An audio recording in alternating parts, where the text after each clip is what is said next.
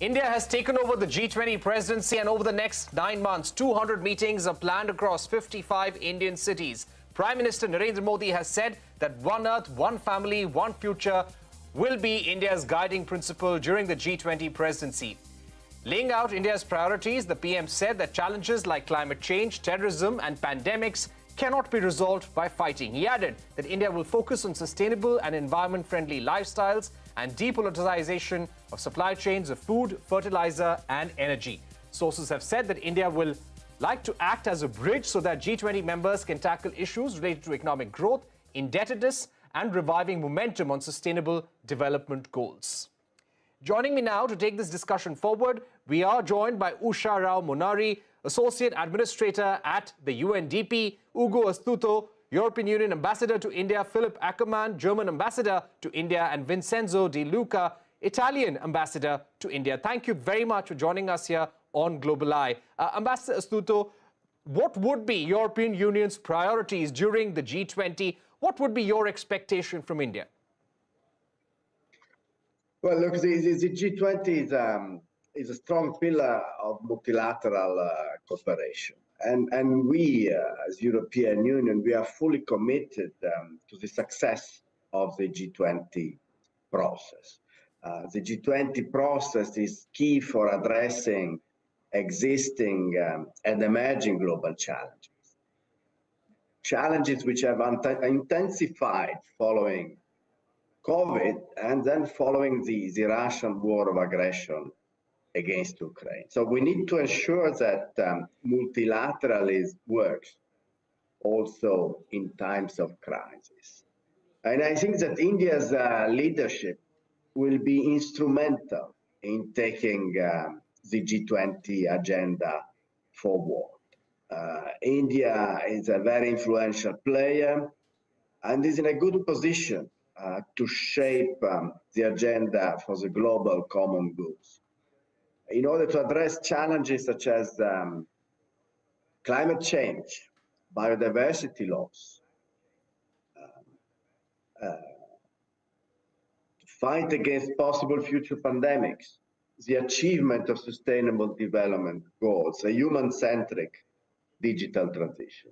But quite a number of global challenges where the G20 can play a role and where there are high expectations from the Indian presidency, and I'm pretty sure that these expectations will be met. Right. So high expectations from the India presidency of the G20. Ambassador Philipp, to get you in at this stage, the Russia-Ukraine war has disrupted global supply chains.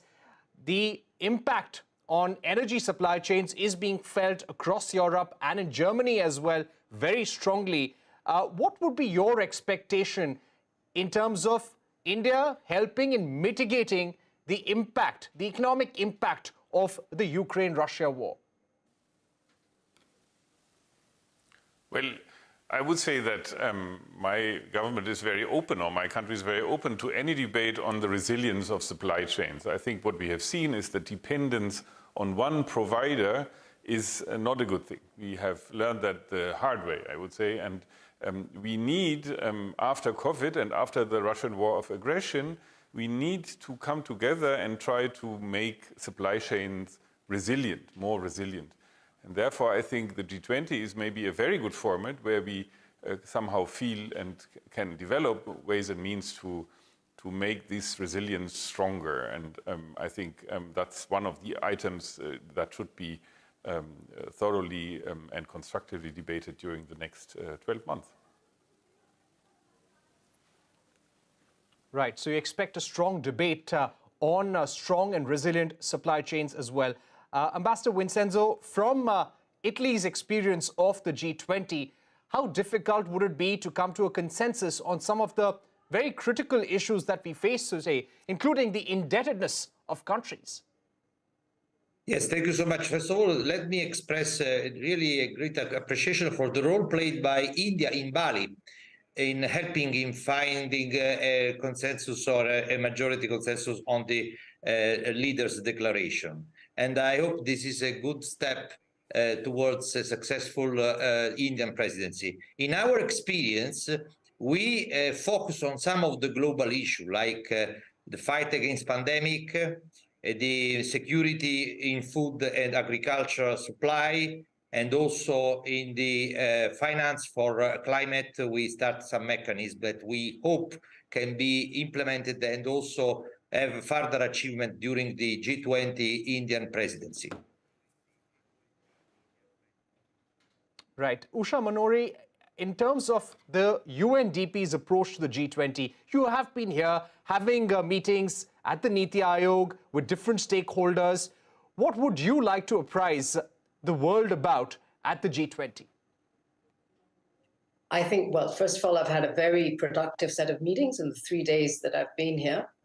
And, you know, we consider ourselves at UNDP to be a key partner of the government. And what we hope and what we see the government doing is putting in place an SDG action plan, which is exactly what is needed to move to the next level. There's a lot of discussion that has taken place on what has to be done and what could be done, but what India is trying to do in its leadership of the G20 is put in place an action plan and models and ways forward that should take us through to achieving Agenda 2030.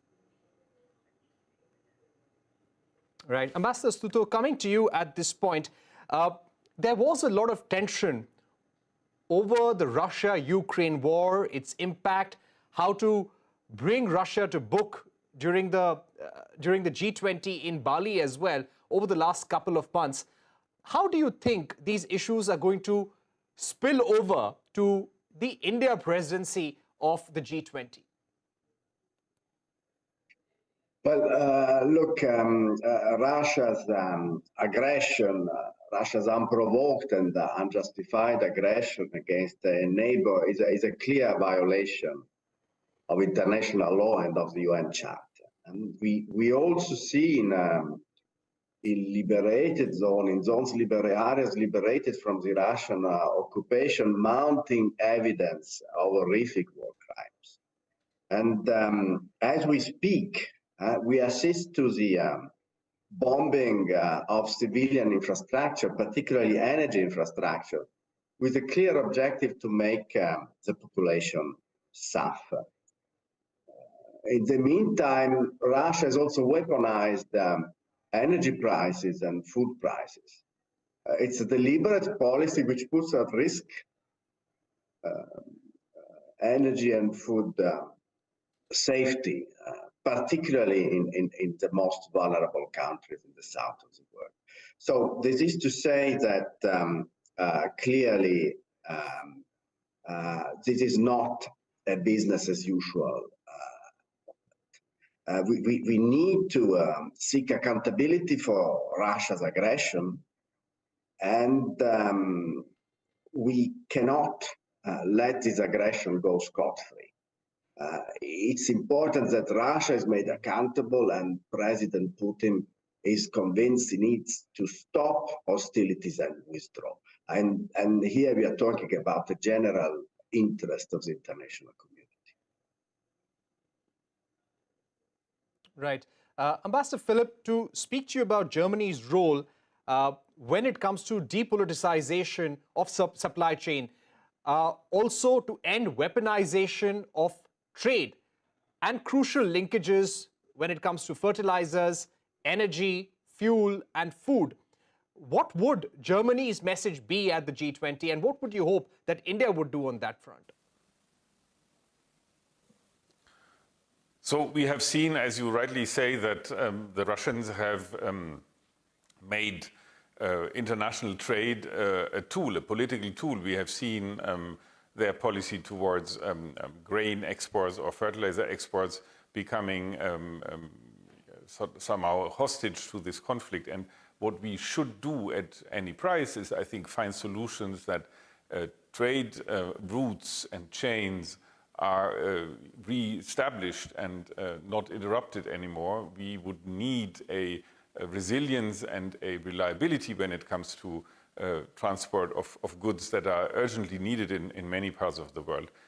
We are very happy about that UN-Turkey negotiated agreement on grain transports, but I think that can only be the beginning. What we need at the end of the day is a reliable framework where goods can be transported to the places where they are urgently needed. And that is one of the very, very negative impacts this terrible crisis has on the world, not only on Europe, but on the world. And we should see to it that this will stop. Right. Usha Manori, when it comes to climate finance, when it comes to SDGs, even the Indian government has been saying that sustainable development goals of different countries have lost momentum, and there is a need to resuscitate the focus on sustainability and climate action. What progress would you expect from India's presidency of the G20? I think there has to be some collective thinking around financing the SDGs. I wouldn't say that SDGs have taken a or any such thing, but I do believe that we have to look at finance a little differently. In that sense, I think it's not just a question of Asian finance, it's also adaptation finance, and the last COP spoke to this. If you look at SDGs as a whole, one of the things the UN system is looking at is the stimulus plan, where we're saying there has to be an intentional and collective look at dedicating a certain percentage of GDP resources towards achieving the SDGs by 2030.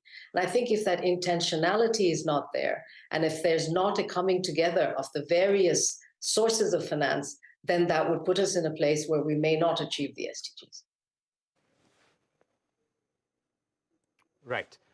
We are going to take a short break at this point, but don't go anywhere. We will also discuss developments at COP27, how this will spill over to the G20, what kind of conversation we need on loss and damage finance, climate finance at the G20. Don't go anywhere. That's coming up.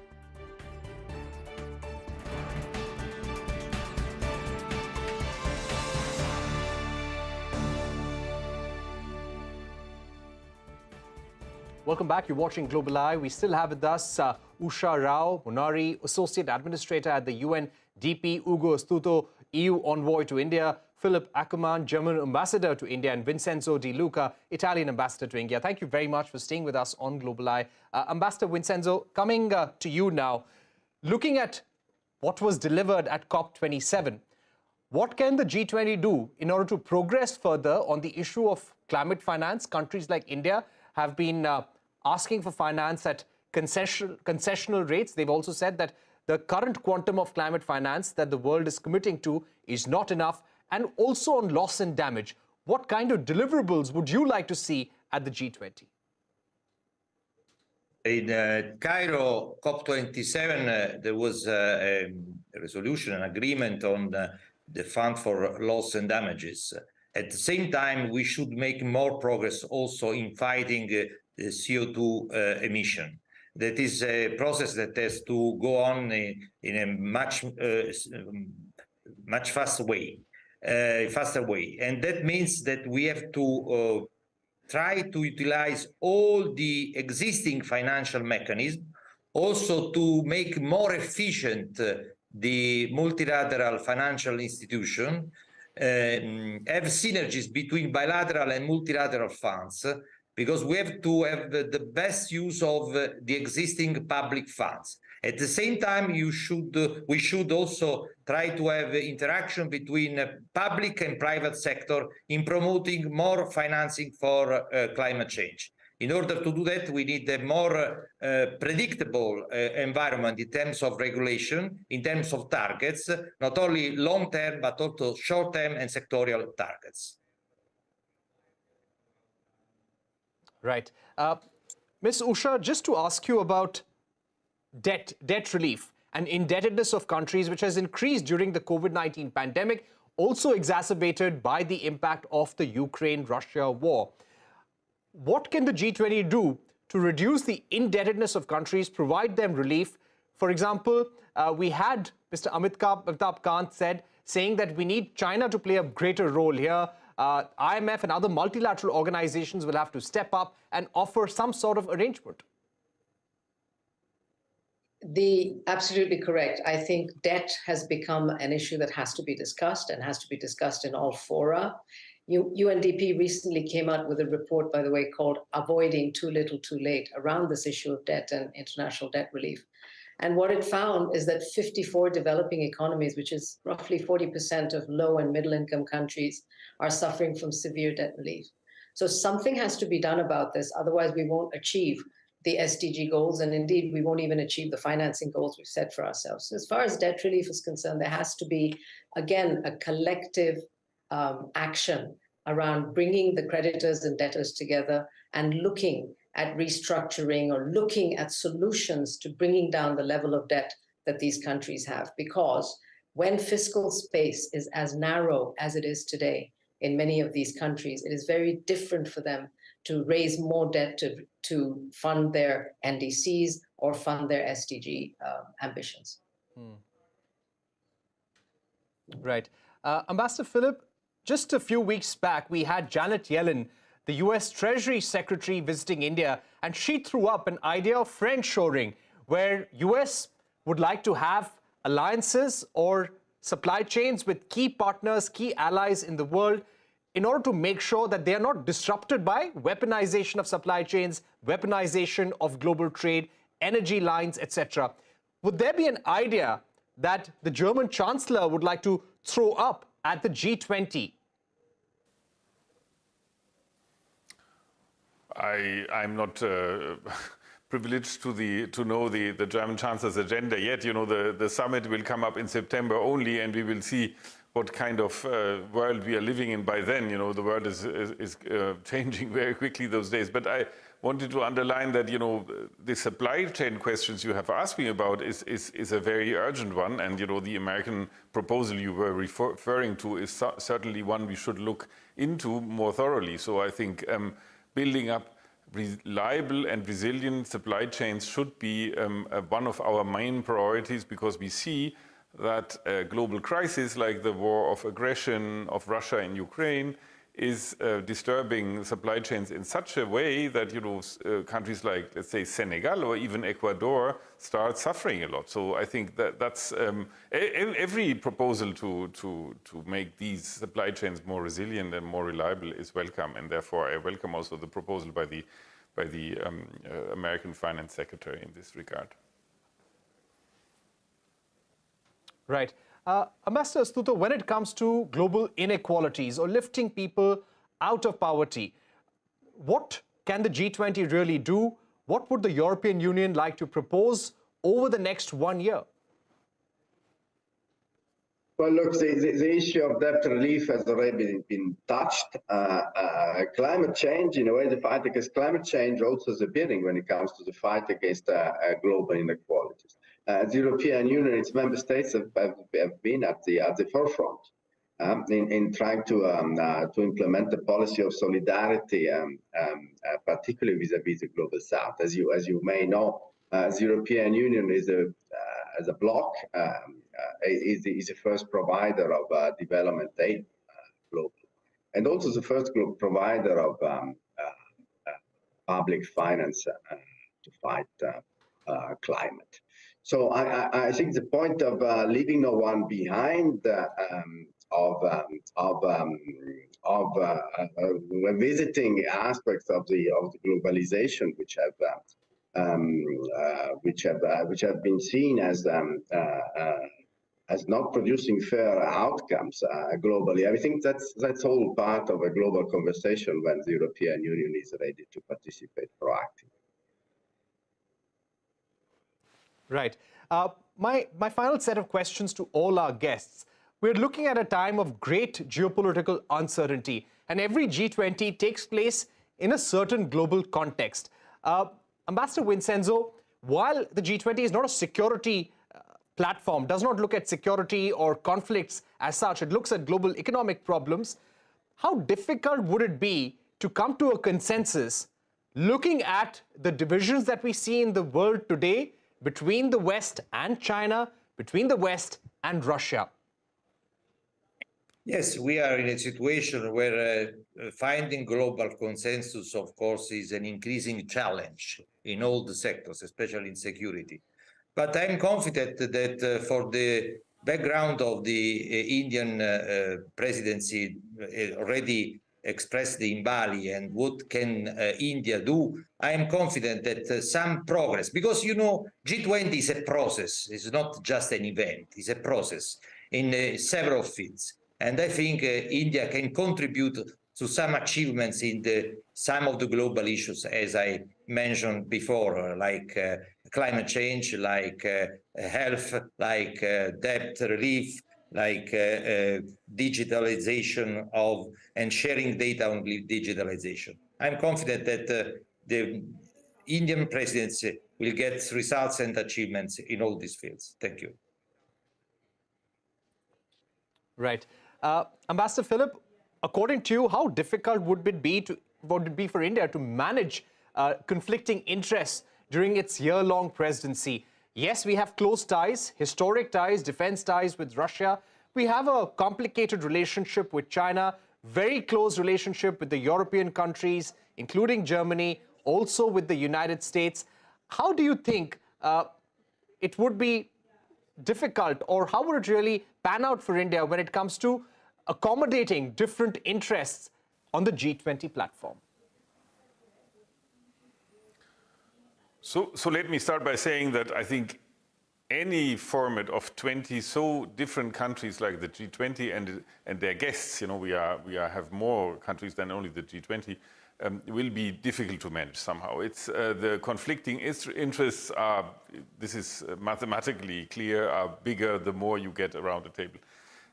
So this is a problem per se. Then I think with one partner having started a war, one country that has started a war at the table, that makes things, of course, way more complicated. Now we don't know what situation we are in when it comes to September 23, when the summit will take place in India. But I think I'm not entirely convinced that the conflict will by then be over. So I think we have to take into consideration that this conflict will go on. Now, you were referring, I think rightly so, to the unique positioning of India in this, having good relations with many of the partners, including Russia. So maybe that's a good moment for India to be the president of the G20. It's a huge challenge, I would say, but I see also a certain advantage of having India in the chair, because this is a country that can maybe cater to all sides in a very, very constructive manner. So my hopes are high, our expectations are high. I think this is a moment where India can put all its international weight in a very, very, very unruly, very tumultuous geopolitical situation, and I hope it can do good in this. Right. My final question to you, Ambassador Astuto, we've completely run out of time, but just very briefly to touch upon the role of China. President Xi Jinping is now stronger after the party Congress. He's got a much stronger political position. Do you expect a hardened stance by China at the G20 over the next 9 months?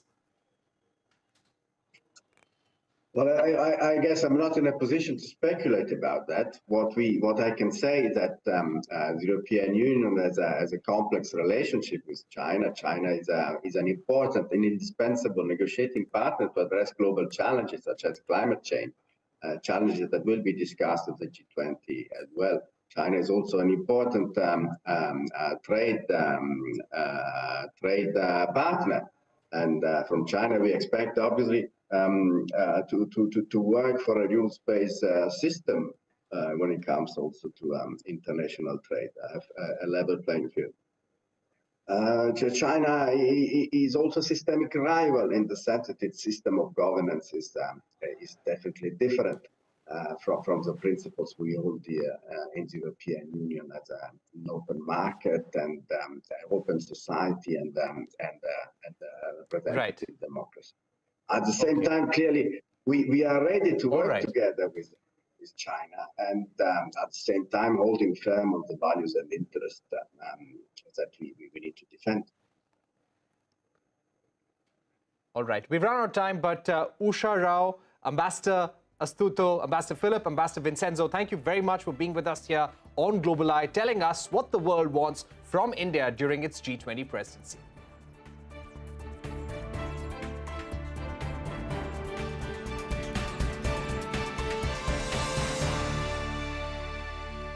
Odisha.